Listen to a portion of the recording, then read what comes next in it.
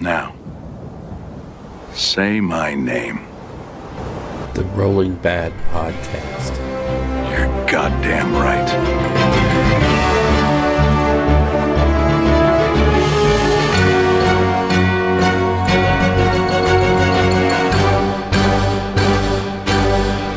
Coming to you almost live from Erebor, the Lonely Mountain in Rio Rancho, New Mexico, it's the Rolling Bad Podcast, episode number 121. It is December 26th, a.k.a. Boxing Day, and I'm your host, Bill. Hey, did you see how big it is, Castello? And with me today, all the way from Dol Guldur, it's Joshua. I ran out of funny nicknames, Alt. Aw. Well, I mean, it is the last show of this year, so. And in fact, when you're hearing this, it might be the new year. It will be the new year, yeah. Yeah. Because this will come out Sunday the 1st. So happy new year, everyone. Yeah, happy new year. Welcome to 2022. You didn't think you'd make it, but you did. Yes. We're glad you're here. And we can say all the things that we said in 2021 that we hoped it would be the recovery this year again, because freaking COVID. Anyway, day after Christmas, hell of a day. Pretty good. Yeah, I'm not too upset with my haul. Yeah, I did all right myself. Did you get anything special, Bill? As I was drinking my soda, I was thinking how I was going to approach that. I had a very Lord of the Rings Christmas. And yes, Josh, I did get something rather special. So the reason for the intro being Erebor, the Lonely Mountain, was at our store's Christmas party this year. I was kind of surprised. Okay, shocked. All right, damn it. I was floored when the guys got together and bought me a Smog for the Middle-earth strategy battle game. And if you haven't seen Smog, he's a really big Forge World block of resin that looks amazingly like a red dragon. Yes. Yes, he does. He is amazing. Yeah, I was talking to the guys and I was like, hey, have you ever seen Bill cry? And they're like, no, I haven't. I was like, all right, who's got $600 and wants to see Bill cry? And it worked. It worked. I almost had to walk out. I really almost had to walk out. Did. Yeah. And I got to admit, I was really slow on the uptake too, because you guys ordered Smog and he didn't come in, obviously, right away. He actually came in, like Wednesday or? Yeah, it was quick. When were we there? Wednesday or Thursday? Yeah, he came in really quick. But yeah, I just, you guys gave me the card and I wasn't putting it together. I was super tired that day. I had just driven back in from a long way away, and it was, wow, it was crazy. I was really slow on the uptake, but man, that was amazing. That was truly amazing. You guys are the best. I don't care what I say about you on the podcast.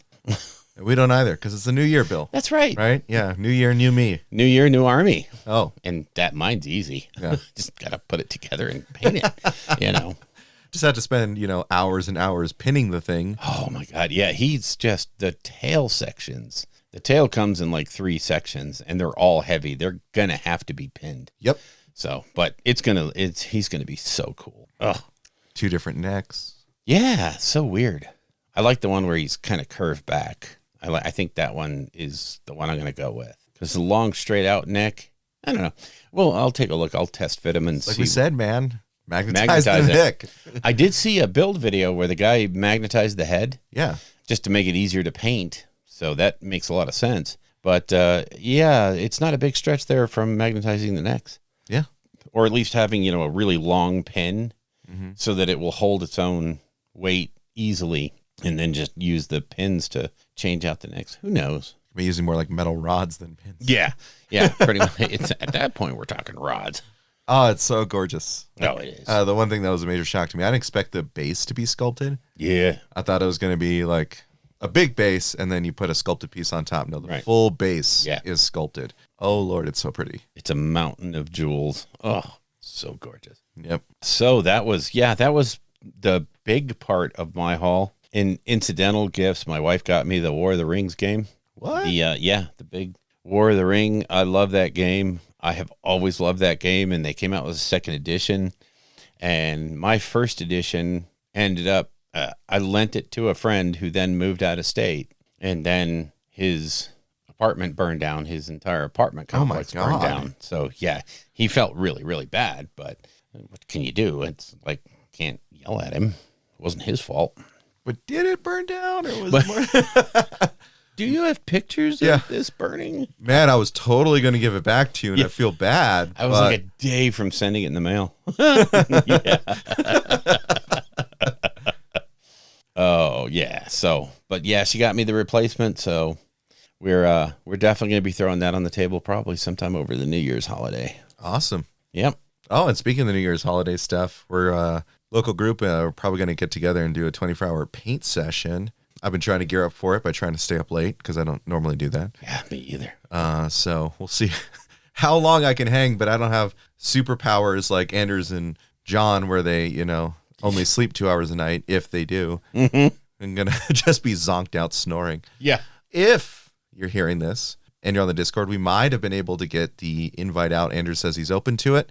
So we'll see if we can throw that out there. If you're hearing this and you did join us, thanks for joining. Yeah, thank you. Appreciate it. It's weird talking in the future like that. I know. It's mind-altering sometimes. So I feel like a Marvel character.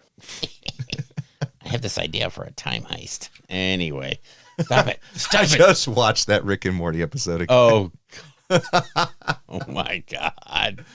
Oh. Oh. And then after watching that, like everything was couched in that for me. So Kim loves watching Christmas movies. Well, movies that we consider Christmas movies. Yep. So we've been watching the Harry Potter movies. Sure. We're watching this and I'm like, I know we just watched Rick and Morty and that's probably why I'm here. But like, did you ever get the feeling this entire thing was a heist by, Dumbledore? We're like, he literally set this whole thing up, manipulated all these kids to horrible ends. Yeah. And just to defeat, Voldemort. And that's how we got here. Crazy. Pretty much. Pretty much. Define evil. Okay, I can't because all the good guys are bad guys. Right. Oh, I thought Patrick Stewart was a hero. Well, That is a Professor X reference. Yes, it for is. anyone who's been reading the recent comics. Yes. A little dark there. Yeah. Yeah. So what'd you get? Oh, me? For Yeah. Christmas? Yeah. Let's see. I got a new watch. Oh, nice. I had this old, Fitbit. I can't remember what generation it was. It was a Blaze. That's what it was. Like one of the ones that had to snap into your wristwatch. Oh, and all wow. that. It Yeah. wasn't like its own watch. My parents got me the most recent Versa. Nice. Then what else did I get? Oh yeah, my wife got me a new but smaller carrying case for models. So it's got a nice zip up. It's got Nice. the foam, so I can carry a small army around in it. Absolutely fantastic. No big models though, unfortunately. Or I could take just big models, I guess. But Yeah. it's a really nice little case. And then just a bunch of little tidbits here and there. Got some fun shirts. One is a hot dog holding its hands to its face in shock and says, "Am I a sandwich?" Oh. It's a sandwich. The philosophy of whether or not a hot dog is a sandwich. Age-old debate. Because if a hot dog is a sandwich, then a taco is a sandwich. Yeah, I don't know. I think a taco's a taco. Sometimes a taco is just a taco, Bill. Welcome to our part of New Mexico, folks, where this comes up more than you might think. Taco's a taco. I'm sticking with it. A lot of MCP stuff going around. Yes. Oh my gosh. Bill got me the starter box. Thank you, Bill. Anytime. So got that stuff. Anders got me Dr. Voodoo and Hood because, Midnight Suns. So if you check my Instagram, I've been posting my paint work on there. Just a little bit. Just a little bit. Bill's now just handed me his, quote, extra Deadpool and Bob Agent of Hydra for me to put together. Hell yeah. Right? And then once I painted Bill's, I'm like, hey, can I get that back? And, I needed the alternate head. Yeah. I want the chef hat. Yeah. I got some things and exchanged some things at the store, just trying to shore things up because, looking at, one, our paint challenge coming up. Yeah. And then two, New Army, New Year. I wanted to really focus down on the two armies that I'm going to be looking at this year. Yep. So Tyranids and by proxy some GSC. Nice. And then Nurgle. Oh. Yeah. I've been posting some of my gross, fleshy Nurgle. Just showed off the new sweaty boy to Bill. The Beast of Nurgle? The Beast of Nurgle with all of his gross moles and I was really okay with this paint scheme until I noticed that you had given him a gloss coat to be the sweaty part of that's just wrong. Yeah, it is. He looks so good. Since it's a slug, of course I did it on the belly parts, but then I made sure to go in like the folds and the armpits. Put in there's little Nurgle's rod in there too. I was painting this last night and I kept looking at my wife who refuses to look at these models. And I said, this is absolutely disgusting. This is gross. No one should be doing this. You're questioning it now, which means it's coming out well. Yeah, I think I'm on the right path. I picked up another beast of Nurgle, by the way. Oh, so good. We're gonna have a couple sweaty boys slamming into people, rubbing up against them. Lord. Yeah. How else do you think you get the mortal wounds? Oh, wow. Come on, it's Boxing Day. I didn't know there were rules about Boxing Day and not talking about sweaty boys rubbing up against you on the battlefield. Okay, I get that. It's not written particularly that way, but it's the theory of the holiday. Actually, for those of you that don't know, Boxing Day is probably one of the most horrifying holidays ever. Boxing Day is basically the day that the aristocracy gives the little people a day off after they have sweated and served them Christmas dinner and cleaned the house so that they could entertain their friends and what have you. The servants were given a day to take off, and usually a box of something, a gift of some sort from their masters. And and it's just carried off, through the Victorian period and even beyond into modern day. It doesn't have the same connotation anymore, but it's still the inception of the holiday was like, oh, it's a day for the little people to have a day after they've served us, after they've done well. We'll give them a day. And GW likes to celebrate us plebs by giving us a day with a Boxing Day miniature, which they're releasing today, which is the Ratkilla. It's the new war boss for Orc War Clans. You betcha. So, looks great. More Skaven models than Orc War Clan models on that. Yeah, base, but it'll do double duty. So double duty. Oh, I'm gonna name that. That's what this beast of Nurgle is now. Double duty. Double duty. Good. What have I done? You brought this on yourself, Bill. I know. That's kind of the Christmas stuff. Did definitely a lot of MCP for. Oh, shall we move into creation, Bill? What? Want to talk about the Eldar Reveal? Oh yeah, I forgot about that. Yeah, it was forgettable. Yeah. See how I forgot about it? So the Eldar Reveal for 40K, it was much hyped. They had an entire Advent engine on it. Yeah. And then it's really cool. Like what's his name? The Hunters on Bikes are gonna be amazing. Those are really good. And all the sculpts look good. I was ready for more. And when it was just a single box with 3 units, I was like, wow, that's not what I envisioned. Well, also with the freaking Chaos Space Marines, right? Because all right, obviously there's Chaos coming. Sure. Obviously there's Eldar. So we're probably looking at a double box. Let's see what it is. And it's Chaos Chosen, the new Warp Smith, in case, you didn't already have 1,000 of them. There's a Mauler Fiend in there. Yeah. / Forge Fiend. Forge Fiend, Mauler Fiend. What? And I kind of think that they sort of pulled back on the release teaser, this box, if you will, because there's probably more coming, but because it's going to be overshadowed by the holiday and everything else, I think they pulled back a little bit. I would imagine that supposedly Tau comes out in January. So I would imagine for February, New Year, New Army is when this will drop. And we'll probably see more releases for Chaos and Tau. And probably the books. So that'll be huge for the 40K world. Tau wish list. Well, we'll talk about that more after dark. But, yeah, they've been leaking some of the Tau rules coming up. So Tau are going to be able to shoot in combat. Gasp. Spicy. Something they should have been able to do all along. Yeah. In their battle suits, that is. Yeah, in battle suits. Yeah. Lots of little teasers for the Tau stuff. All of it I think it looks really good. I don't expect it to be like an OP Codex. I just hope it makes them playable, puts them into the mix. So I don't want to see a Drakari kind of drop, but I also don't want to see them become, instantly irrelevant again. So who knows?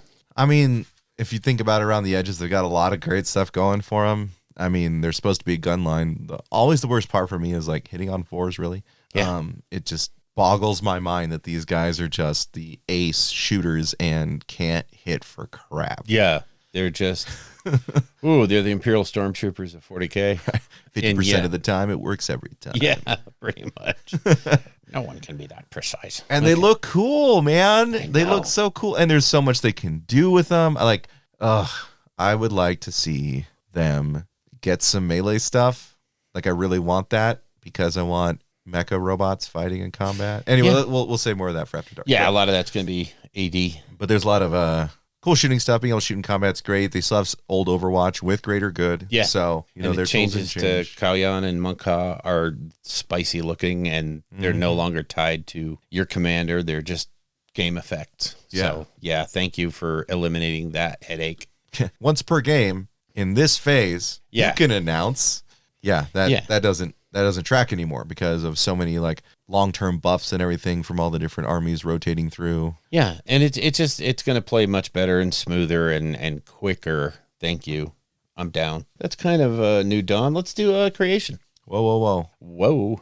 $100 and you can get the made-to-order Black Templars versus Drukari. Oh my gosh, yes, the throwback box. Yeah. Oh wow, how could I forget? That box is so cool. Like if you want some nostalgia, drop $100. That's a really good box. And I can't believe I forgot that one. And it's made to order, so you're going to get it. If you order it, you're going to get it. May take a while, but you'll get it. So that's cool. Yeah, seems like it's at least $100 worth of stuff. Oh yeah, easy. Yeah. Way you got easy. like what the Black Templar attack marines, you got their speeder, and then you got like 20 Cabalites or something. So yeah, if you're looking to flesh up your Jakari with, other models or Black Templar time, and it's classic Space Marines. It's not Primaris. So be ready for that and don't think you're getting latest greatest. These are the old models. So I like those little throwbacks sometimes. Yeah, if you got that, that bug, if it scratches an itch, it's there. Yeah. So is that it now? That's my line, Bill. You're the one who made me go through that. I'm kidding.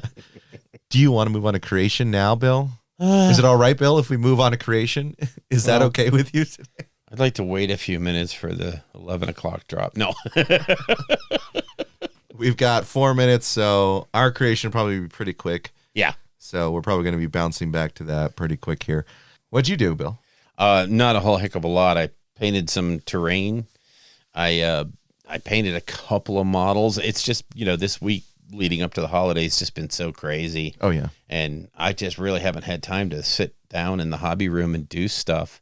I didn't really do all that much. I painted Green Goblin. I was able to clear coat a whole bunch of models. Oh, I built the Stormcast Dragon. Super fun kit to build. Really sad that I didn't get the bad part, so I can't get a second or third one for free. Want. Oh, yeah, that was a fun kit to build, and I'm really, looking forward to doing. I did the first one as the Scarred, and then I'm going to do the next one as Krondys, or Yeah, Karazai is the Scarred. Karazai the Scarred, and the next one's going to be Krondys, so I got both. And there is super fun kit to put together. It looks really freaky the way it goes together because of how everything fits, but the way they've undercut things, when you've got it all together, the seam lines basically disappear, and it's like, you guys.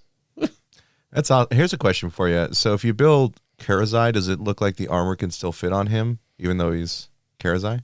No, I don't think so, because the arms, they're not gonna fit that piece. I mean, I have the pieces. We can probably test fit it. Yeah, I was wondering if someone wanted to, they could build Karazai but still put the armor pieces on it, so then have to, buy Krondys as well. If they're able to play him as both. Just wondering. I'm betting you could. No, I wouldn't say anything. If you wanted to proxy it as either one, because that thing weighs in at $150. So yeah, I don't think anybody should have to buy two. And you're not going to take two in an army. Well, I guess because that is the army, 1,200 points. I guess you actually could. 1,200, and then a few guys on the ground, I guess. In Josta, and then 3 units of Liberators.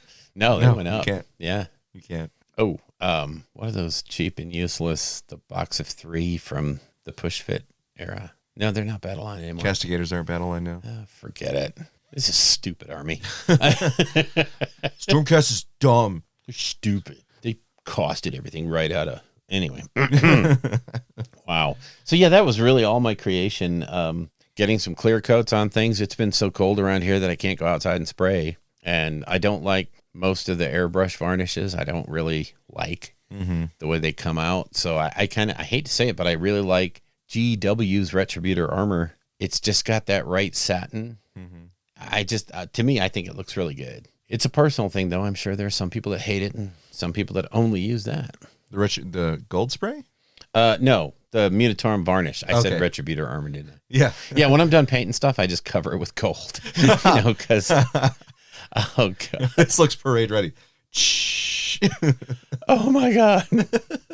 I've heard of people. There was a story. Some guy in England was going to one of the golden demons or something, and he grabbed a can to clear coat. He was in a real rush to get out, and it was actually Chaos Black. And he just did that one little spray was enough. He ruined it. That would be a soul crushing blow if you were on your way to Golden Demon and you just hit it with black spray paint. Oh, God. And you can't get that. I mean, the minute it's on there, it's on there. So, oh, God, that would be soul crushing. It'd be the worst. Yeah. Oh, my God. So what'd you do? So I painted up the sweaty boy. He's amazing. Yeah, I put the Beast of Nurgle together, painted him up with the skin tones I've been doing, all the gross moles and sweaty bits. And yeah, that was one of the main ones I did. I painted up 3 MCP models this week. Nice. One of them's not an official MCP model. But Troy found this file for Nightcrawler, who's my favorite. Yep. And printed up Nightcrawler, and it comes actually on, the proper base size for the model that size. Yep. So I painted him up, finished Ghost Rider. Last night, I painted Dr. Voodoo. All right. Because, Ender's got that for me. Was it yesterday or the day before? It was, Yesterday he gave it to me. Yeah. Oh, okay. He gave it to me yesterday. I built it, primed it. And I, No, it was the day. it was Friday. It was Friday. Because that was the day he did the baking. Christmas was yesterday. Yeah. Yep. So he gave it to me Friday. I built it and primed it Friday. Yeah. And I painted it yesterday. Cool. Fun paint. It's a really good model. Got hood primed and ready to go. I'm going to have to build Deadpool and Bob now. Yeah, I'm just hoping that they have freaking Strange and Wong down at Slice and Dice today. I'll run down and see if they got it. Yeah. Just so I can freaking finish up the Midnight Sun. Yes. have a whole roster. Yeah, I mean, if not them, then, I might get Venom Sure. just because it's Venom. You got to have a Venom. Yeah. He's so much fun. I mean, it's so cool, we'll just, preface our MCP podcast that eventually will come out. I just love how you can play anything, like you have affiliations that give you some abilities that are strong. But if you want to, you could just do a smattering of whatever you like. Yeah. You have unaffiliated cards to play with, just find your wombo combos you like, or just be like, I know She-Hulk doesn't really fit with MODOK, but I don't care. I'm just going to put them in the same, I like them both. And you can just have those crazy comic book mashups from, I've got Red Skull, Baron Zemo, Captain America, Iron Man on the same team. Yeah, that would never, it will happen right now. Yep. So, yeah, it's so much fun. It's so flexible. Good stuff. And we've been, Bill and I have been throwing the terrain at Anders, getting him on board with this. Because Anders went and he got the starter set. Yeah, he went and got a core box. He got a whole bunch of other stuff. I got him one apartment building, one New York City. You got him the Sanctum Sanctorum. Yes. Now he's got the starter set stuff. So, yeah. We'll have some boards. Yeah, we're going to have some boards for sure. I've got 2 boards worth of terrain, easy. So. Oh, no doubt. Yeah. No doubt. Oh, I was talking to Anders about this, Bill. Sorry. But it'd be so cool. Like I was talking about the spaceport and how anything could be in the spaceport, right? Like it's whatever. But how cool would it be to get the terrain and do things suspended and have it be like a 3D fight? Oh God, yes. Yeah, so it's so much more moving around, and hopefully the web warriors aren't just wrecking everyone's lives. Yeah. They'll be like, "Oh, look, you made a board for me. Thank you." Juggernaut, if he leaves the ground, nothing happens. Yeah, nothing. He just floats. Nothing good happens. Don't turn off the gravity, please. But being able to suspend them, and he even said if you could get the Doctor Strange portals and have half here, half here. Oh God, yes. The portals of Farla. Oh God, yes. Sign me up. Got a little nerdy in here for a second. Sorry, yeah, guys. just a little bit. So let's talk about new releases from GW real quick before we move on. Hey. So yeah, it being 11 o'clock, we've got the We've got the pre-orders for next week, the Sunday preview, and it looks like it's green. Yeah. And not Nurgly green. No, not Nurgle green at all. Looks like they split up the Orc Patrol box a bit. Yep. So we're going to be able to get the new boys in their own box. Yeah. Very nice. They're going to drop the War Boss and the Big Mech armor. Yep. Or whatever it is. Mega armor. Mega armor. Yeah. So he'll be solo. They're probably going to redo the normal War Boss, it looks like. Def Coptas will be dropped in units of 3. They show the stuff for Warhammer Plus coming up on the Vault. Oh, they can be putting the Vigilus stuff in there. Defiant and Ablaze. Oh, yeah. So that's good. And then the tutorial everyone's been waiting for, painting Space Marines. Wow. Yeah. If you ever wanted to paint a Space Marine and you're like, didn't know how. I don't know how to do that. I don't know if I'll ever figure it out. Well, Warhammer Plus, well, they got it for you. The master class. Yeah.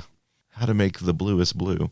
Miniature of the Year, of course, they talk about that. What it looks like, there's going to be another miniature reveal tomorrow. Yep. Alongside. It's supposed to be an AOS reveal. Well, no, there's a 40K and AOS reveal. Oh, really? Yeah. Oh. It says, denizens of the 41st millennium can also join us on Monday for yet another miniature reveal from the grim darkness of the far future. Oh, cool. And after yesterday's big reveal for Warhammer 40,000, we have something special for fans of the Mortal Realms coming on the same day. And what it shows is a picture. It looks like it's a battle box. Mm-hmm. Warhammer Age of Sigmar. Rumors on the internet are that it's like 2 Order armies fighting. Yeah. So I guess we'll have to see.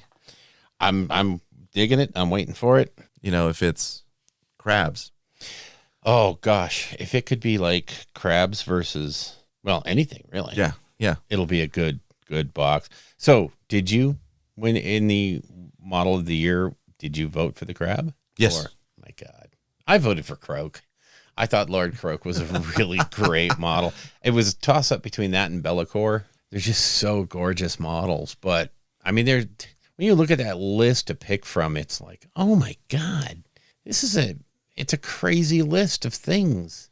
I'm pretty sure Be'lakor is going to take it. Yeah, he's by far, he crosses both game systems. He's almost a shoo-in. Yeah, he really, I mean, and he's freaking gorgeous. Like, Just the base itself is so well executed. And then the model, holy crap. Yeah, they hit that one a home run. Yeah, I voted for Dew and Claw because I just love that model so much. He's so cool. Yes. And it's sort of like me going like, are you going to release more crabs? Yeah. Where are the crabs? Can we get some more crabs, please? Like an entire force that's just seafood that like attacks people. Yes. Can I get that, please? Battle Tome lobsters and crabs. And, you only have to make a couple of models. You got the rest covered with the Deepkin and, Also, hook us up. hobby hack for all y'all out there. If you don't want to paint all of those elves on top of the eels, just glue the weapon choice and the shield to the side of the elf and have it go riderless. Hobby hack. Wow. Wow. Okay. It will save you a lot of work. Yes, it will. Both in assembly and in painting. You should have said, and now for just the tip. Well, that's only if you want to make the spear. That's right. Spear eels. I'm hopeful for what comes out. Yeah. I do think Be'lakor's a shoo-in. I mean, if I was to be honest, not just voting jokingly, I really think Sigvald was the best model of the year. Wow. Okay. He's just so gorgeous. It is good model, but I think Be'lakor. I think the bigness and the fact that it spans both systems is going to make Be'lakor a shoe-in. Yeah, if somehow Sigvald could cross over, like if he was also like Emperor's Children or something, then yeah, he'd be there would be a fight. There would be a fight, but it's Be'lakor. I mean, I don't know how it could not be Be'lakor. If it's not Be'lakor, I actually would be kind of happy because it would just be something out of the blue. Yeah, I'd be shocked by what it is. So, because I think, I don't know. We will let the voters decide, even if they're wrong. So, in today's show for lore, we probably should have started at the top with this, but we didn't. We're going to cover a little bit on the battle scroll that came out for AOS, a few important gameplay changes, and then some character adjustments, which I think are well needed. And then the points changes, we'll talk about those a little bit. They're mostly meaningless. And then we're going to dive into what happened this year, what what releases came out this year and what we think of what impact they had overall in AOS. And we won't be talking about Marvel releases. Until after dark. Yeah, until after dark. So we're going to take a quick break, and then we'll start covering the Battle Scroll that came out. Sound good? Sounds good to me.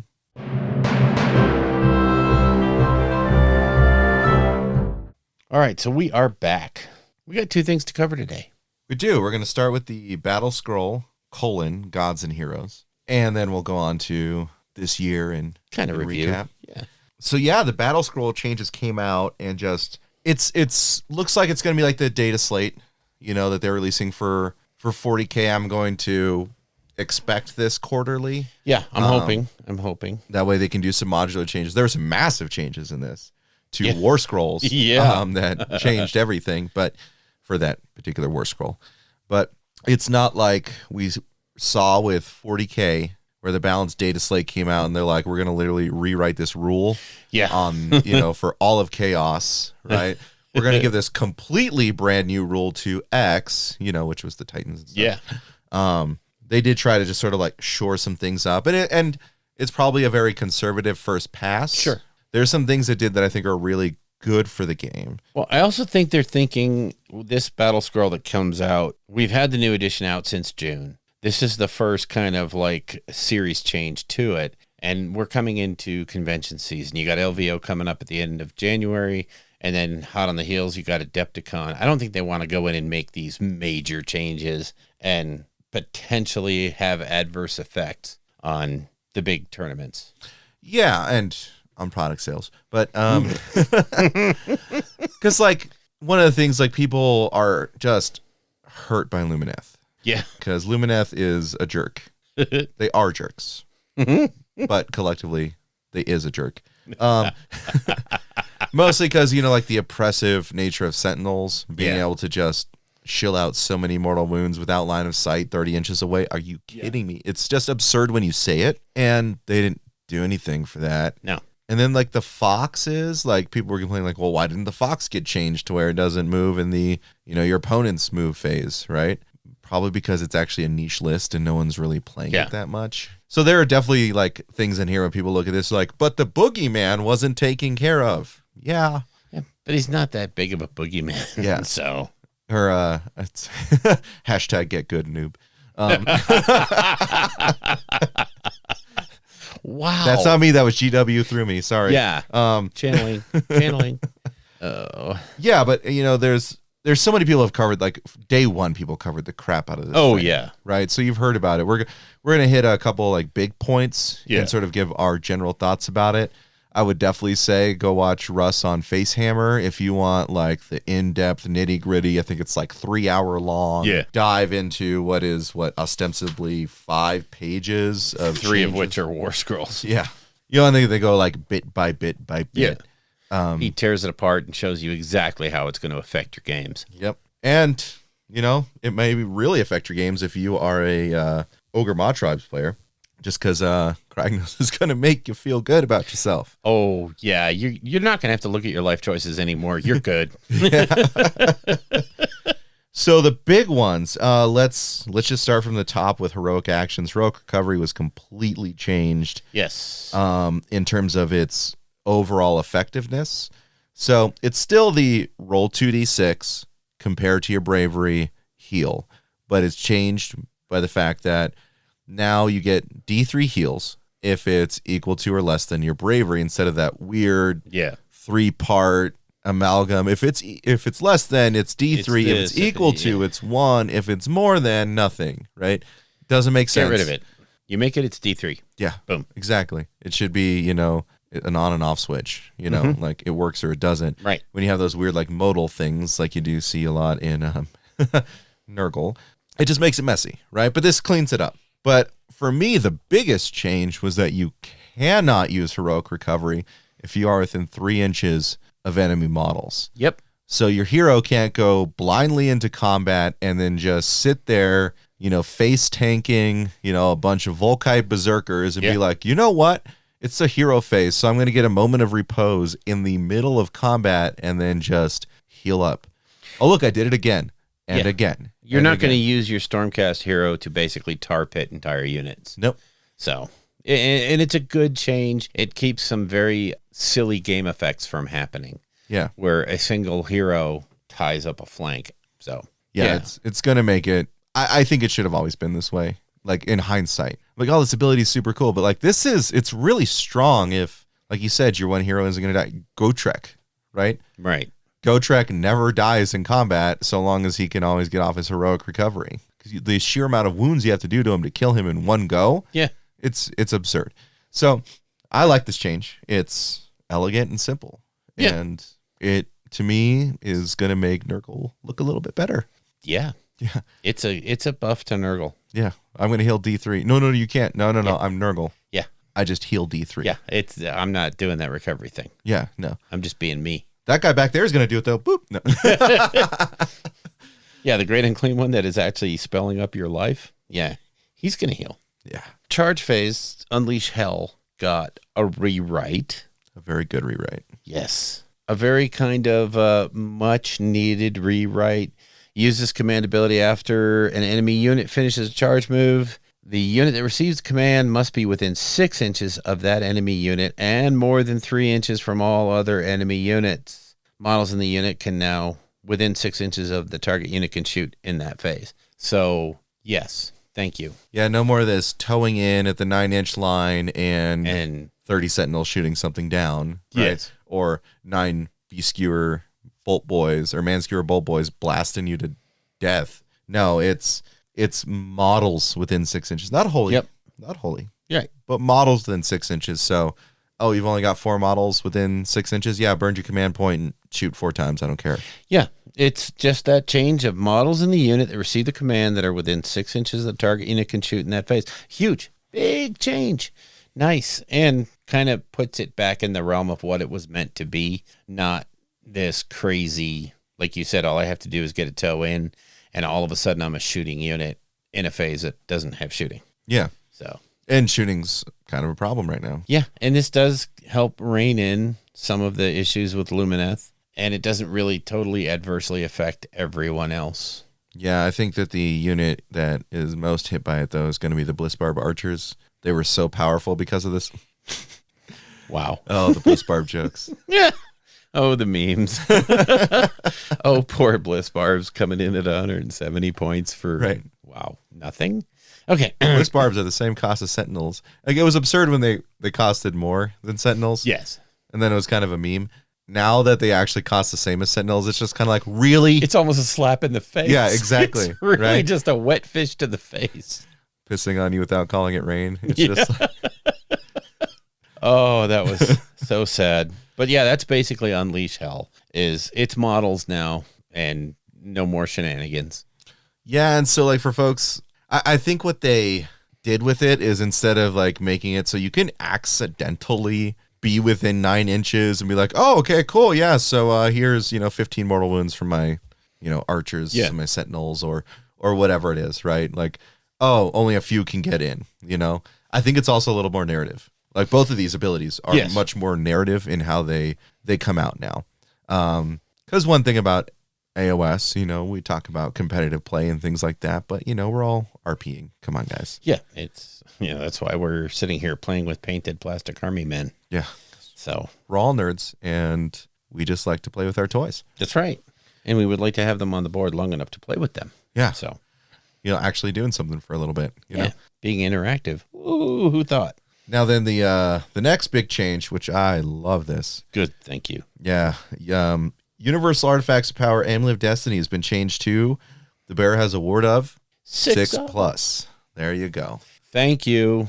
Right. It was kind of absurd that there was an artifact, a generic artifact that literally every army took. I mean, Nurgle wouldn't take it, but I'm just saying that like literally every army's like, yeah, well, I need to factor in Amulet of Destiny. Yeah. And it was just like so bizarre that there was some kind of factory that just pumped out Amulets of Destiny. Amulets of Destiny. Like everyone gets them. Everybody had it. It was the auto take Yeah. because it was just so good. You're on your way to battle. There's the little like knick-knack shop you're passing by in whatever realm. You know, and they're like, oh man, they got Ambulance of Destiny, buy one get one free. You know, Yeah. that's how it was. Yeah. That's how it was. And so I mean, this has a major effect on some armies, some models. So I know that Gargants are going to have a little bit of a time with that because they had their 5-up Yeah. tanker just going in and be like, yeah, it's whatever. I'm going to stand here all day, which I've been thinking about this a lot. Sorry to digress, but like Mega Gargants are like a great starter army in the sense that they do the basic things and all they do are the basic things. Yeah. But as I've like watched reports and thought about them, like, man, I'll get so bored playing them, right? What do? Well, I walk forward and I stand there. Mm-hmm. And then things come to me and I hit them. Yeah. And then do you kill them? Sometimes. Do they kill you? No. No, not normally. And then I just stand there still. Oh, man. I'd be real bored. Really bored. That's why I think, cool army plus Mega Gargant is the way to play it if you want to have a fun play experience. Yeah. I mean, that's just sort of like psychographic profiles coming in. But, I kind of fall in that whole like Timmy, Johnny spectrum. I like big moments, but I like, sitting in list building and working on stuff. And so like I do this thing every single time. No, man, I need dynamism. Yeah, I need something different. else to, some sort of trap to spring, some sort of tactic to employ.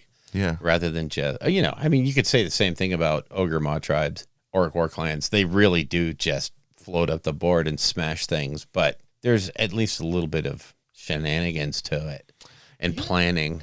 Whereas, like you said with Gargants, it's move forward, hit stuff until it dies, move forward. Okay. Yeah, I mean, I feel like with the other armies, it's all about like making the right charge targets and like positioning just right. And do you have enough meat on the objective, in order to not have it taken from you by, a few dozen goblins or something. Yeah, I think it's a good change. Sorry. We're back to Amulet Destiny.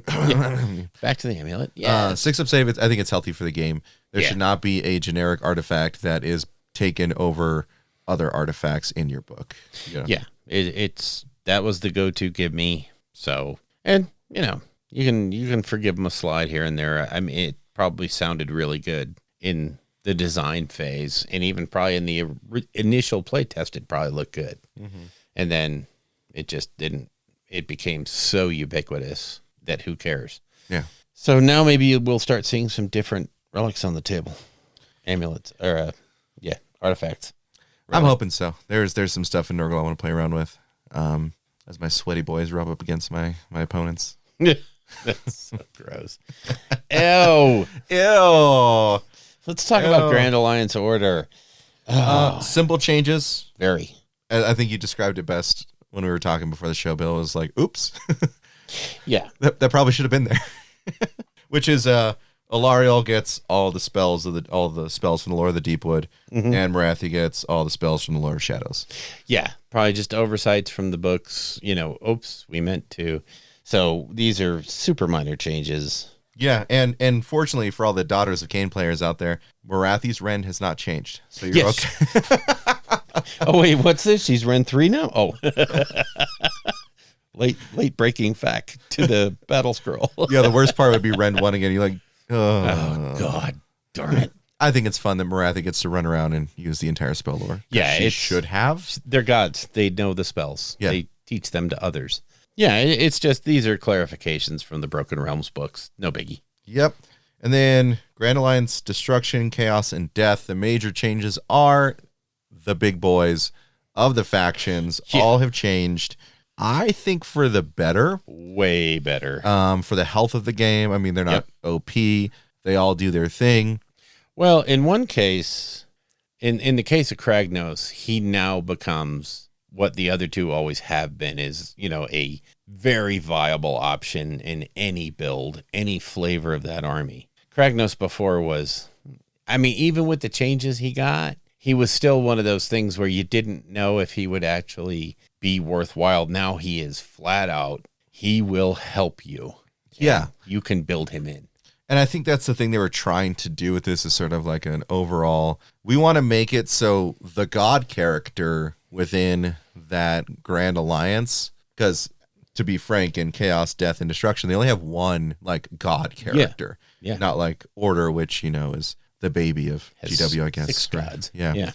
But they wanted to make it so that way they stand out and that they work within the entire faction as opposed to, what's Nagash doing? Well, Nagash is only in one build in OBR because it's broken to have him in Petrifex, right? Or Archeon is just a ridiculous wrecking ball in Tzeentch or Khorne. And so you bring all these things in to just like amp their power up. Now it's meant to be like, no, they're like neutral in the sense that they shouldn't favor a faction because they're just happen to be that good in that faction, which is fluffy. Yeah. I like that. The change to Archeon basically makes him play like his lore has always been. He never will sit there and throw in with one of the gods. Whereas in game play, he would always throw in with a god. Yeah.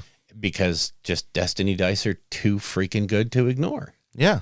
And so, yeah, you had basically the auto take with Archeon. Now that's gone. Yes. And now he plays real well with everyone because he doesn't play well with any of them. Yep.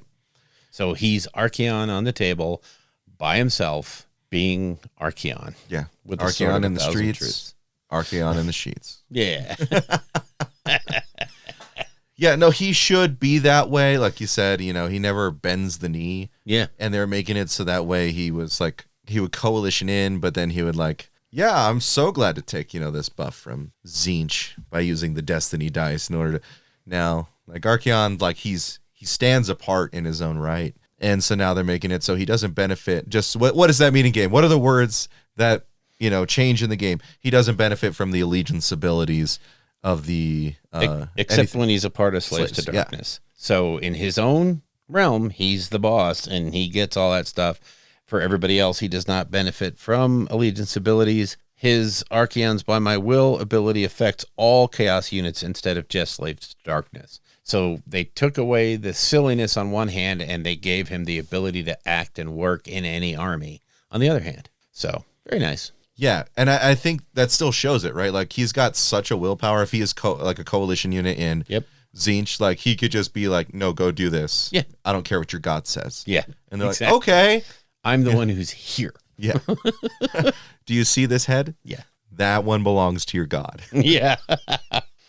And the Gash was a similar thing, right? He's generic now. He doesn't benefit from any of the allegiance abilities of any of the death factions. Right. But interestingly, actually lets him go in Flesh Eater courts and Night Haunt now. Yes. So all those Night Haunt players that wanted a monster, guess what we found you? Guess what? Yeah. Looky here. Yeah. As Russ remarked in the Facehammer video, it does make it so he doesn't get a death save now because he doesn't benefit from allegiance abilities, and that's where the death save is kept. He still has his normal stuff. Yeah. Right? But he's no longer this like unkillable, monstrous thing inside of OBR. And, there's some changes within the War Scrolls as well. Like, he got some changes to his summoning stuff, like being able to restore models. He got more attacks with Alakanash, I think. So. Archeon's by my will ability changed to where, like, he picks a unit, and then when any model dies, they attack before they die. So... Not too many big changes from things that we had already seen FAQ'd, like the Eye of Ed Sheeran is what it was when they FAQ'd it last. Yeah.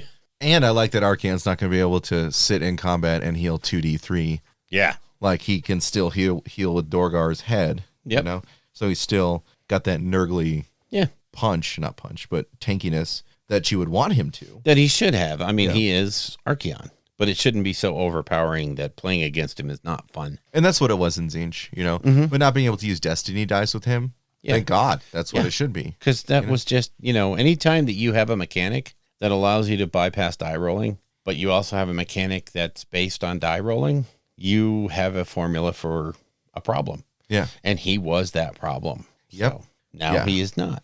It's a great change. I am very happy with it. Craggy. God, Kragnos got so good. Yes. I think there's like two major things that made Kragnos good now, right? Because he was almost there. Yeah. But being almost there meant he was garbage. Yeah. Right? But what did we not get? Taken. We got a 6-up ward save now. Great. Thank you. He should have had a ward save all along. He found an Amulet of Destiny. Right? What's that shield do if it doesn't protect you from mortal wounds? And then he just like starts smashing. He doesn't listen. Yeah. But the oh boy, the thing that makes him absurd is the end of empires. Yes. If a friendly destruction unit is wholly within 12 inches of this unit, you can attempt to charge with that unit if it is within 18 inches of an enemy unit instead of 12. In addition, when making a charge roll for a friendly destruction unit wholly within 12 inches of this unit, roll 3d6 instead of 2d6. Yes. Oh. Now that's 2 separate sentences right there. So you're pretty much guaranteeing charges at almost any range, up until you're looking at that tall end of 18 inches. But when you have normal, a 9-inch, 10-inch, those become very doable with 3d6. Oh, yeah. So, and then it, of course, gives you the option to have that 18-inch range, which for destruction is huge. Oryx with this guy around, oh boy, ogres. What do you think about the units that may not get close enough sometimes, or you Hand of Gorks someone 9 inches away and Craggy's within 12, so those brutes that have that 4-inch slog that they do are going to be able to more than likely get in. On 3d6, you're more than likely going to roll 9. Yes. So they're going to get in. He's going to make sure your Maw Crusher gets in. Yep. Those piggies who maybe didn't get quite close enough, they're at like a 10, 11 inch. You're like, no, I'm good. I'll make it. Kragnos just amplifies destruction. Yeah, and he gives you a decision point to make is, can I do the things I want to do without him? And, if yes, then just continue building. Whereas if no, put this guy in your list, have a grand time playing him. You also have the Mightiest Makes Rightiest now, so he is going to be an objective holder. Oh, yeah. And for, Mightiest Make Rightiest is based on his wound threshold level. He counts as either 30 models all the way down to, 18 models at his worst. So he's going to hold on to an objective for you. So he is no longer just, this thing wandering around the battlefield. He's now actually a strategic piece you can use to go deep into enemy lines, take something, hold it, and deliver far more than he's taking.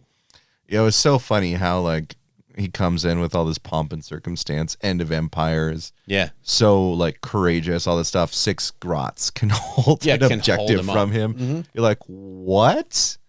I mean, they're going to die right away, but they could still hold out, right? But that's the whole thing is when it comes to scoring, it doesn't matter whether or not they're going to die next turn. No. They held you from scoring. Yeah. They are losing you the game. Yep. So, and that was an effect that will no longer happen. Thank you very much. Goodness. He still hits like a freight train. They did not change his profile. He still hits like a freight train. I mean, yeah, it just all out attack on this guy is stupid. Yeah, he's stupid Bill. I didn't, I really didn't build him after I bought him because I was like, I can't see myself giving up a Frost Lord on Stonehorn or something for this guy. Now all of a sudden I'm like, oh shit, I got to build Kragnos. Damn it. Because he's a super good multiplier for ogres and for Beastclaw Raiders, but also throughout destruction, he's going to be Kragnos with Cruel Boys. Ooh, wow. Ooh, wow. Yeah, for the Monster Mash list? Yeah. Oh, it's a shame their Wog can't target him, too. No, he doesn't get it, but still, that would be over the top. Sludge Raker, and then you have the Troggoth, and then you have a Vulture, and then whatever to satisfy your battle line, and Kragnos. And yeah, that'd be a fun list. I mean, it's not competitive, but it'd be fun as hell. No. You can quarter up the board and just say, come at me, bro. What everyone's gone from 6 to 12 on is Beastclaw Raiders. Yeah. Because of their charge. I mean, Ogre Maw tribes generally have the roll dice equal to get the 6+ mortal wounds. But, when you're on the big boys, it's on a 4-up. Yep. And so a 3d6 charge with half of those converting into mortal wounds. It's stupid. It's it puts them solidly back in contention. Not, I don't think it's going to be OP, but it's sure going to feel like at that first turn that they run into you. Oh, yeah. It's sure going to feel like this is not fair. And Stonehorns still have the equivalent of an Amulet of Destiny. Yay. Yeah. So I'm going to see what Kragnos, 2 Stonehorns, and then, I don't know, you can even do Mournfang. I feel like if you get Kragnos, 2 starter boxes, maybe some Gluttons for some backfield objectives or something. Kragnos and Mournfang, giving them the 3D, well, I mean, some of them have it, but giving them all the ability to do the charge, oh, yeah. Sign me up. Yeah, because it's going to be if you get first turn, you're pinning them in the back line. Yeah. Unless you're null deploying with Nurgle. Oh. Let's not talk about that. Yeah. There were Prognosis points beautiful. changes in this thing, and we're not even going to discuss them. They're minor, and they're like adjustments here and there. Lumineth did not get any point changes. Yeah, well, I mean, the Light of Eltharion went down. Oh yeah, looky there. Woo-hoo. Sentinels went up 20 points to 1/7. It's just an insult at this point. Yes. They're just literally insulting all of us with it, except for the Lumineth players. Yeah, who I'm are just saying. just like, they're not really broken. They're not that good. We're not winning everything. Okay, yeah, but you're certainly not fun to play with. So, okay. Salamanders went up a bit for Seraphon. They needed to because Seraphon's win Yeah. rate has gone way up. Yep. I think they're like 61% win rate most recently. Yeah. Yeah, Seraphon needs to calm down. I love it, though. I love dinosaurs winning. It's about time. Yeah. About time. Well, Seraphon's been top forever. in since their most recent book since came their out. book, yeah. Just remember before the book, it was not fun to be Seraphon. I seem to recall saying something about them being literally unplayable. I mean, they're good now, but okay. Is there personal bias being brought into this? Okay, yeah. A little bit of personal bias. And I make no shame. I have no shame. So, yeah, just most of these changes, just about a lot of things went down because, and think about this, a lot of things went up with AOS 3.0 because they had a new version, they had a new thing, we had new table sizes, there was adjustments that had to be made. This is the first round of correcting that to spur play of certain models now and certain things. So, these are minor changes. Except for the complete and total slap in the face with the Bliss Barbs. Dear God. They could be given free with a Diet Coke. And, yeah, okay. Anyway, you come to the store, you buy a Diet Coke, here's your Bliss Barb arches. You can add them to your list. And, yes, you would start to see value from them. Just because people would have them. Yes. And it's such a shame. The sculpts are beautiful. Oh, brilliant. Beautiful. Yes. For me, they're more like, Necromunda fodder than they are like put them on the battlefield. Yeah. Just gorgeous models. But yeah, I mean, that's the battle scroll. Stay tuned after dark for what we'd like to see in the future. Yeah. If you hadn't already got hints. But yeah, that does it for the battle scroll. I think it's time for a year in review. Yeah, just a year in review. And I have a list, and I also have a website that has it where I got the list from. But so as you recall, last January was a pretty dry period because of the Christmas rush and things that happen around the Christmas time. January was pretty much for AOS, was pretty much of a wash. Yeah.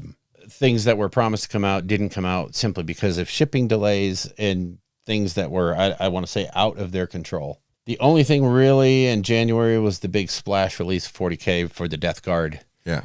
Bonkers book at that time. It has since been power creeped into oblivion. But at the time, it was like, wow, this is good. This is stupid good. Yeah, it hit like a freight train. Yeah. And people were like, I don't know how we're going to get through this. Chugari. Yeah, and then a couple of months later, they were a nothing. So literally 2 months later. So coming up in February, we had some strange releases. Yeah. We had Kagra's Ravagers came out. Yep. Which was a Underworld band. Really beautiful sculpts, I thought. Just super nice. Oh, yeah. And played well on the table, too.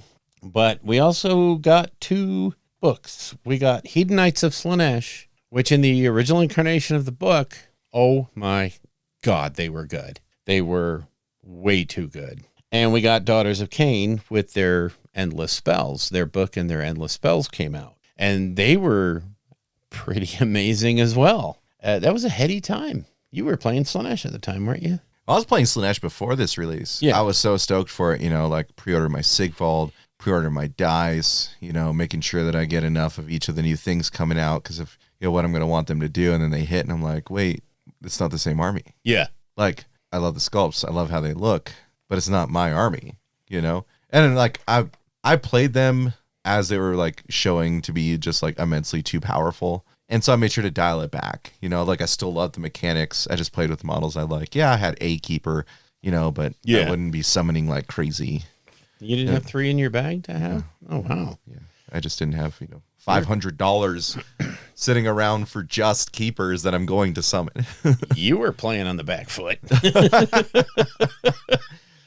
But no, right around that time, that's when they started to really go downhill.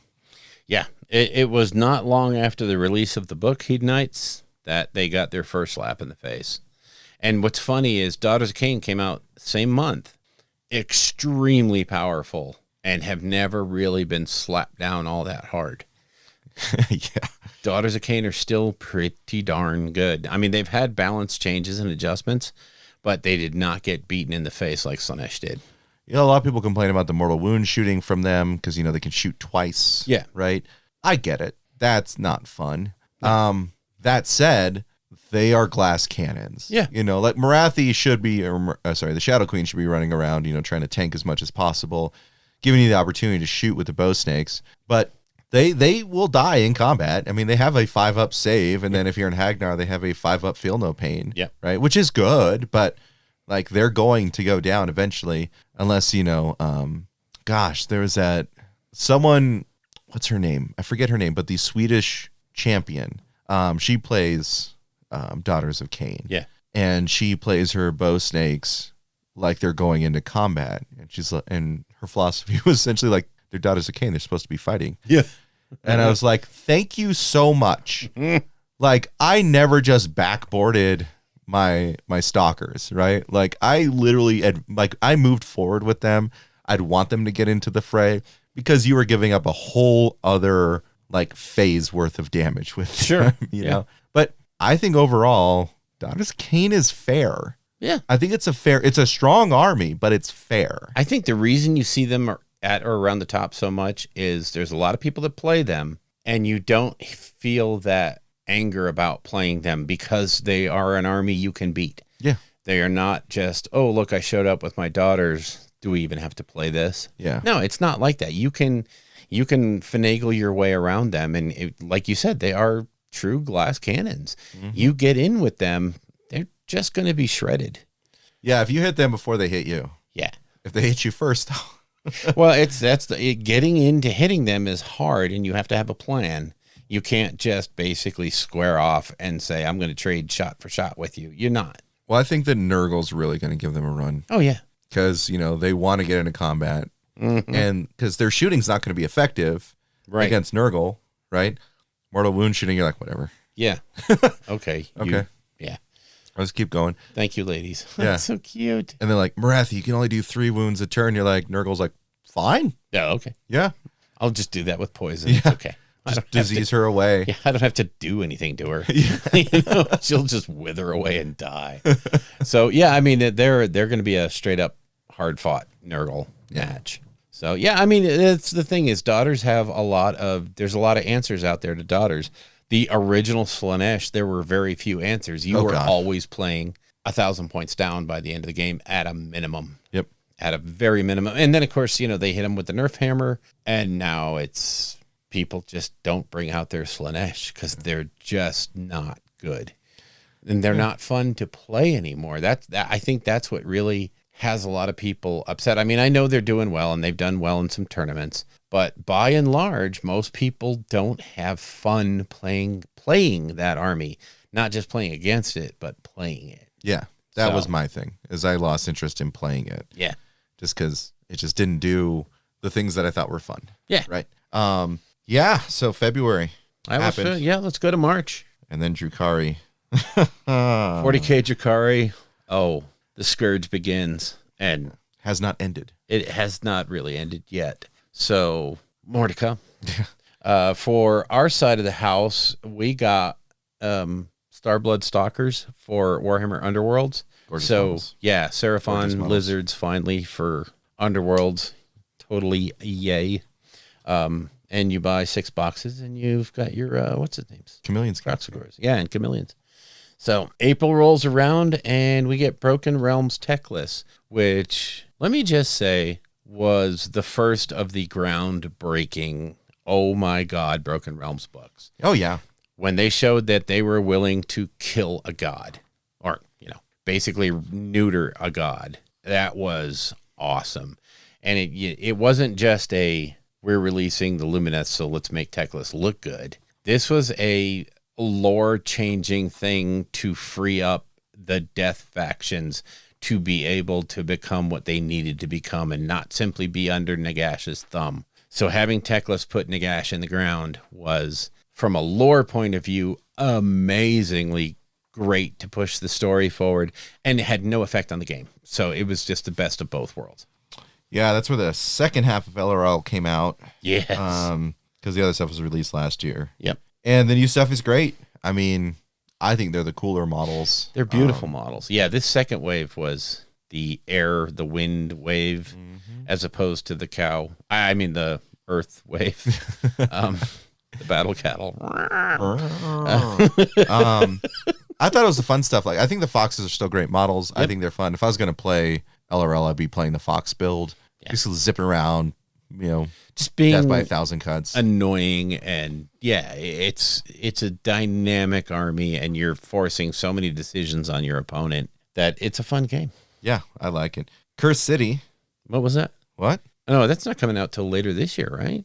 Oh, you mean next year? Oh, it is this year when we're talking. How to talk in the future when it's the past. Yeah, I know.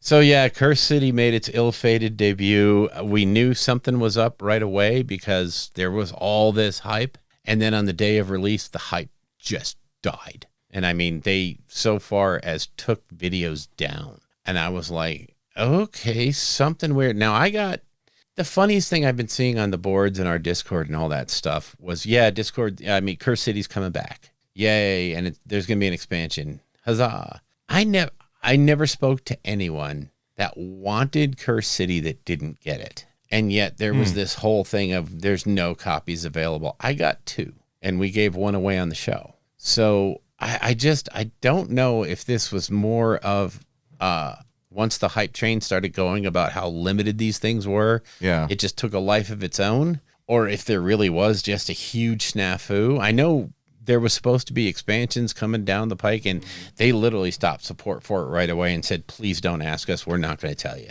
Yeah. So it was just a weird release. Now it looks like whatever happened is finished, and they've announced that it's coming back, and you'll be able to get your box, and there's expansions coming. So I think we're back on track with that. I still don't know what happened. I think it was just like a really weird breakup, where like, I don't know, we might get back together, but you can't really tell the kids and stuff. You're like, oh, no, Miss Susie just isn't going to be around right now. And then like, hey, kids, Miss Susie's back. And everyone's like, yay. Yeah. Wait, why are we happy? Yeah. Got weird. No idea. But hey, the Crimson Court also dropped that same you couldn't buy it. You couldn't find it anywhere for months. And it foreshadowed what we were going to see with the Soulblight Gravelords. And so good. Boy, did they carry that off. Holy hand grenades. And then in a weird turn of events, because of what happened in the January timeframe, which is when Teclis was supposed to come out. Yep. Broken Realms Teclis, it didn't. Also in this month, you had Broken Realms Be'lakor. So good. Oh, Jesus. Yeah, we devoted a show to each one of those books because they were so groundbreaking in their effect on the Age of Sigmar world. And Be'lakor, you took a piece of my heart, man. It was just good. Just so good. And who would have thought that book would have, brought back Grombrindle? That's right. It's not Grugny. It's the White Dwarf came back in Be'lakor. Anyway. And here I thought we put this to bed 6 months ago.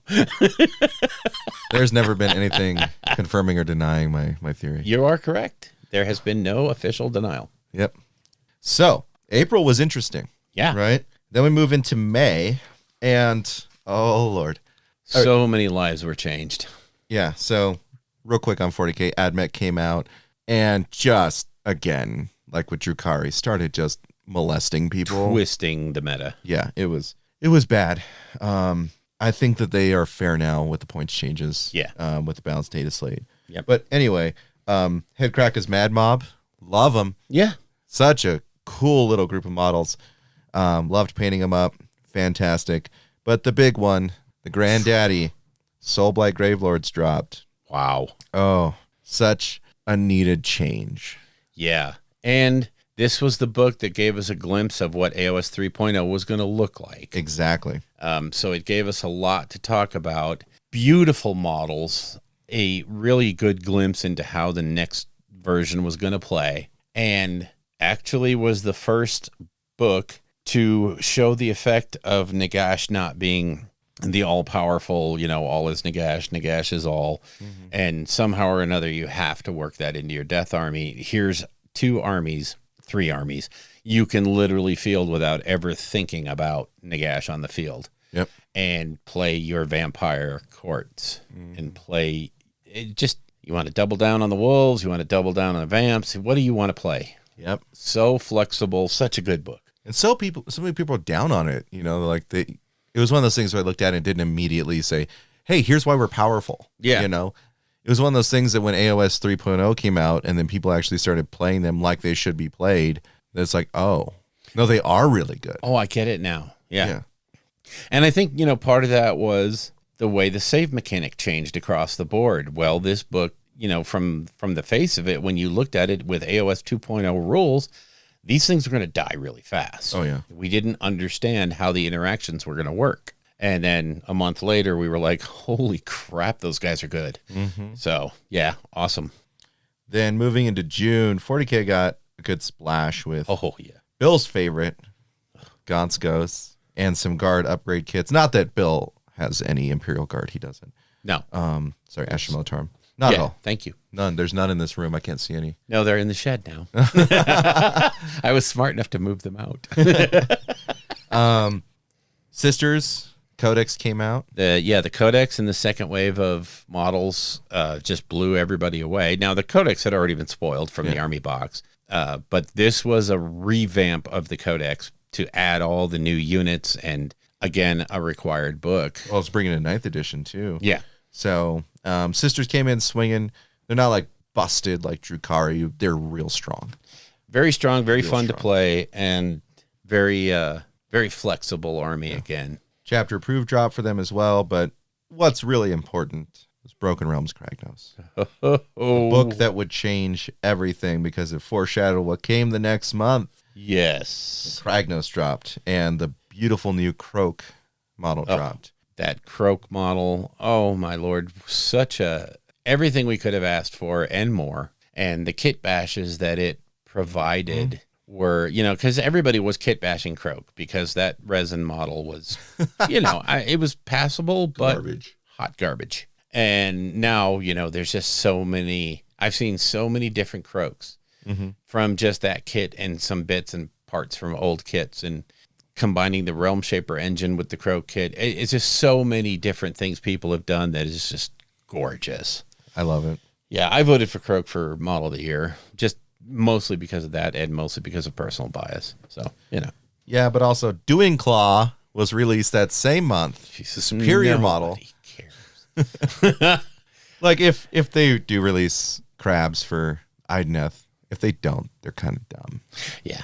After that, a box of crabs would... Crab riders. Yeah. Monstrous crabs. Sure. Yeah. You name it. Go to town, sell $1 billion. So here's your profit strategy for 2022 GW. Yeah. Release an alternate Leviathan kit. What is it? It's a crab. It's a crab. That's right. Hello. Yeah. And money. They'll just make money if they do that. The money. Yeah. Yes. So we get into July, and the most important release about July was the Beast Snagabook. I'm kidding. Yeah. Although that was a big... That was pretty big. A big splash release for 40K. It's pretty good. But, it didn't matter because, AOS 3.0. Wow, we went stereo there. I know. That's cool. Everything to do with 3.0, the Dominion box, the objectives, the rulers, the cards, the dice, the Stormcast Eternals, the Cruel Boys, the starter sets with terrain, the boards, you name it, it all came out. And Dominion, which was one of those, hey, we're going to set up the queue in order for you to order Dominion, and you can order one. And people were like, oh, this is going to be a show. This is going to go very badly. And in fact, it went really smooth. And it was like, whoa, what happened? And then to this day, you can see Dominion boxes in the store.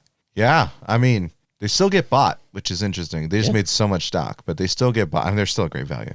Oh, it's huge. I saw one get sold the other day at the store. Yeah. Hey, I'm really interested in getting started in Stormcast. Well, look at this Dominion box, because Storm Strike command itself is $110. Yeah.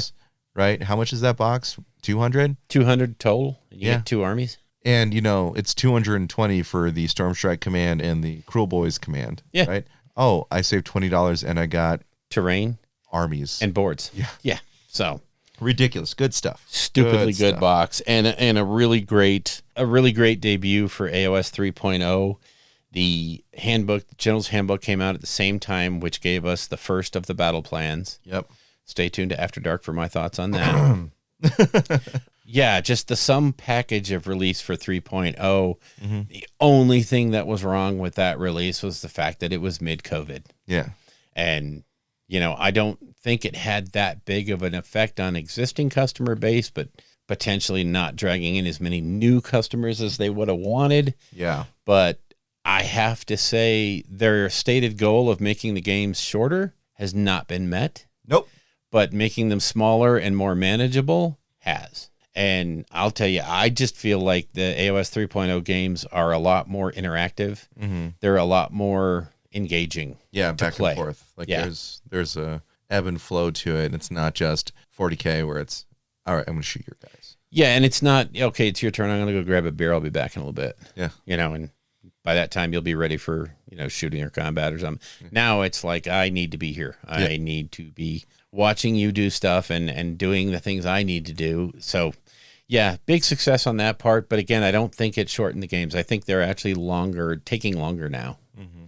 And it's something that I was looking at for the narrative thing at LVO. Yeah. And I'm not changing the round times simply because we're way more flexible. But I'm just really wondering what Scott's going to do with the AOS champs out there, if he's going to extend the time or, because I think the games are taking longer. And it's probably because of all that interactivity. So yeah, that's part of it. If you don't know your book, and especially if you don't know your opponent's book and how things bounce back and forth, it's going to be, wait, what does that do? How does it affect it? Okay, what do I do to counter that? So I mean, like the guys who play at the top will know everything, and so there's a speed play in their heads, right? So they don't need to really worry about. And they're already a turn in the future, so they're going through the motions. Yep. So we get to August, and nothing important happened in August. Yeah, nothing much other than probably the model of the year. Model of the year, Bellicor comes out. Just super brilliant model. Gorgeous. Beautiful model. And along with him came Carcharodon 2, the Book of Fire, which had his rules and some updates for 40K. Including Admech, which was part of what was making them just raffle stomp people. Yes. Then we get to September, and the long-awaited Battle Tomes for the AOS 3.0 releases came out with Stormcast Eternals and Auric War Clans. Tons of models in both sides. Yes, and terrain, too. I didn't even write down the terrain stuff, but yeah, it was...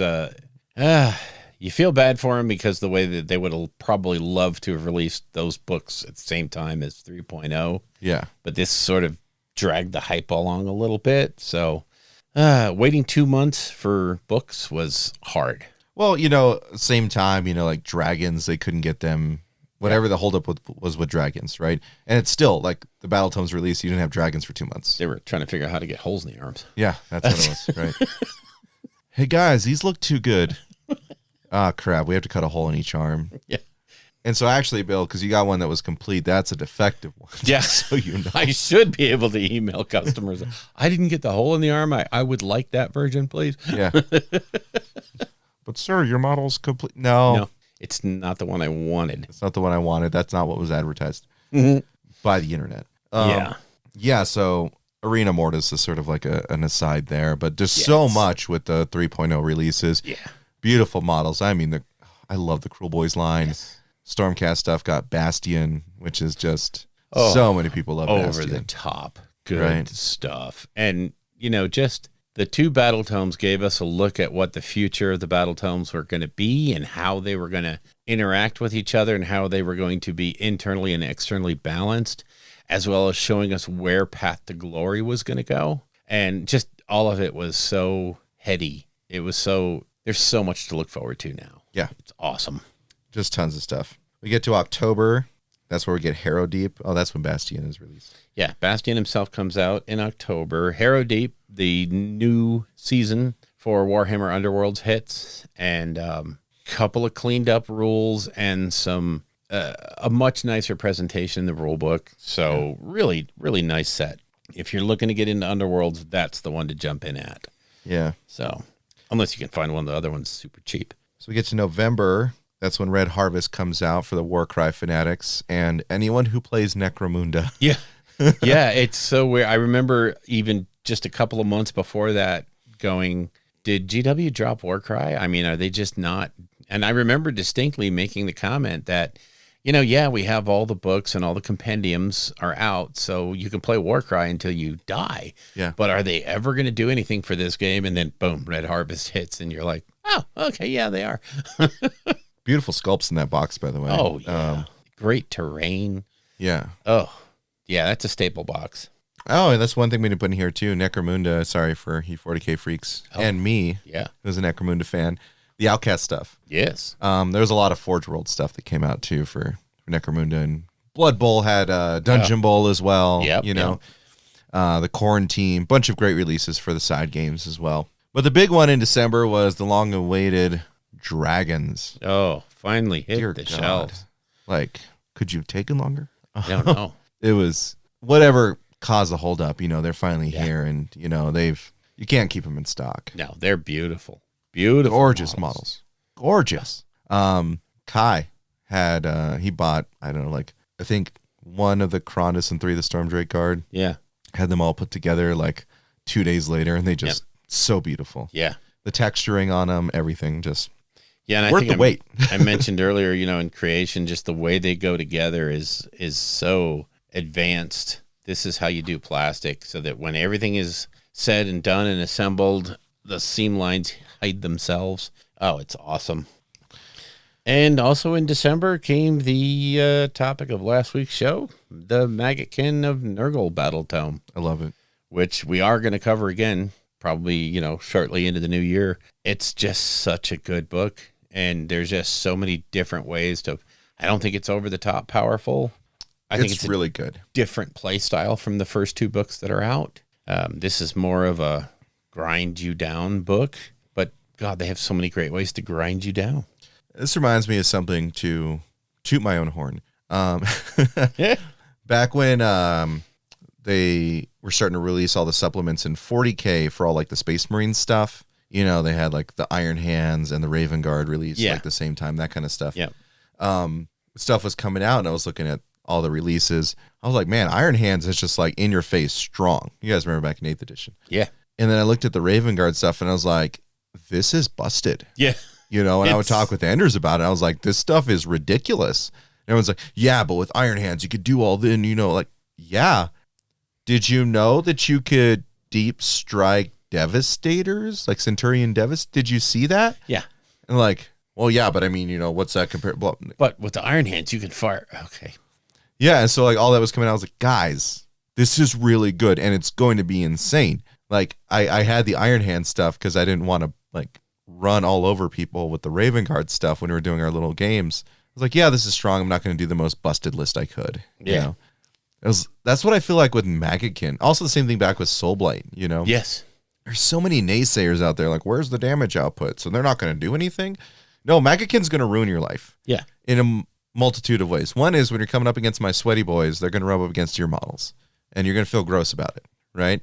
That's for sure. But then they're going to grind you down, And this is just a word to the wise for anyone playing Nurgle out there. Build your gaming stamina. You will be going to time. And you need to be ready to play, at a tournament, 5-6 full games of Warhammer. Start eating right. Start working out. Power bars and, lay off the weird energy drinks. Get a colostomy bag. Just, get ready. Be ready. be ready because it's going to take a lot to get through Nurgle. Yeah. Right. You're going to be, it's the first army out there in the new version, the new mode that's purely defensive and is going to win by wearing you down and inviting you to wear them down, because if you're not stuck in with them, they're not doing their best damage output. Yeah, but if you're not stuck in with them, then what are you doing? Then yeah, you're not achieving your goals. Yep. So yeah, it's a great, like I said, I don't think it's overpowered. I don't think we're going to see just Nurgle at the top, but they will be there at a minimum, gatekeepers. But I think they will have the power to outlast quite a few armies. Yeah. Yeah, I think they're going to be like a solid A in terms of their gameplay style. Yeah, they'll be A tier. Yeah, there's a top tier list in there somewhere. And I'm pretty sure it involves dudes on bugs. I thought it was 3 great and clean ones. Okay, whatever. That's the sleeper list, Bill. Yeah, that's the sleep. That's my gatekeeper last. Oh, you know what we forgot about here? No. Me. When I came on the podcast, I was the best release. No, I'm kidding. I love it. What was that, back in February? Yeah, you came in early. Yeah. No, it was probably April when we started doing the Broken Realms. Our first show was Broken Realms Tech List. Yeah. So it was April. I know because I took quite a bit of time off after the holidays because I did not want to put out solo shows. Yeah. I thought people would get terribly bored of listening to me make jokes with myself. So, yeah, April, we had the revamp of the show. I know. Thank goodness. That other guy, Elric guy, was dragging it down. Jesus, man. Talk about a boat anchor. Ooh. He's going to kill me. So that's kind of our year in review. Yeah. And in After Dark, we'll go with what we want to see in this coming year. So, yeah, it was a good one, folks. Thanks for, dealing with me, joining the podcast for the last few months, and look forward to many more. Hell yes. I look forward to another great year of new plastic, of great changes and great games. Hell yeah. More power to it. So, yeah. Happy New Year's, everybody, and enjoy. Have a great new year. Happy New Year. If you would like to get in touch with us, you can reach us at our Facebook page at www.facebook.com/rollingbadpodcast, all one word.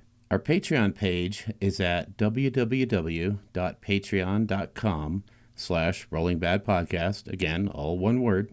The Twitter account for the show is at rolling_bad. And our individual Twitters are, for me, at Bill Castello, BILLCASTELLO. All of our guests on the show will have their contact information in that show's show notes. The music in the show is used courtesy of Kevin MacLeod at Incompetech.com and used under the Creative Commons license. The Rolling Bad podcast is protected under the Creative Commons Attribution 4.0 International License. Information for this license can be found at creativecommons.org.